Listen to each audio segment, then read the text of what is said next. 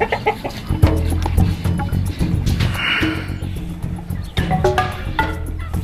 we caught 17 last night, guys. So there's about 15 left to catch.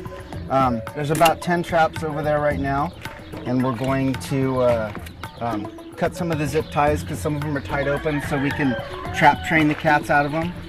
And we'll set 5 or 6 traps over there and hopefully catch some cats. We want to catch the last 15 tonight or tomorrow because we're going to fix 30 of them, 30 to 35 tomorrow at the Humane Society. The cats eat up on this porch here, and they live down in that shed and in the barn.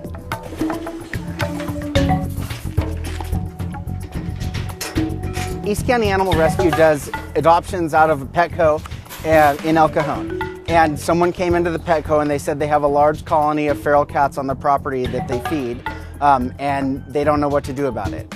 They said they counted 40, and we figured out the resources we needed to get them spayed and neutered.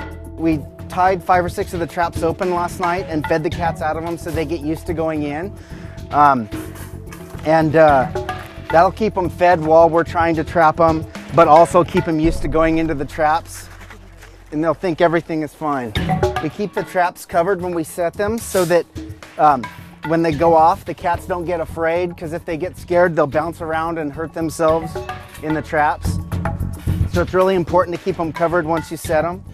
A feral cat is a domesticated cat that has become wild again. So once they're fixed, they'll recover in my garage for 48 hours. They like the females to recover for 48 hours, and then they will be brought back here and released right where they came from. We don't put them anywhere else. We don't relocate cats. This is only about colonies that are already in existence, trying to keep the populations down, because there are approximately 40 cats here. They have to go back to where they came from. They won't be familiar with a new place, and they'll get eaten by coyotes or hit by cars looking for their old place. For over 20 years, we've been trying to spay and neuter colonies that we know of.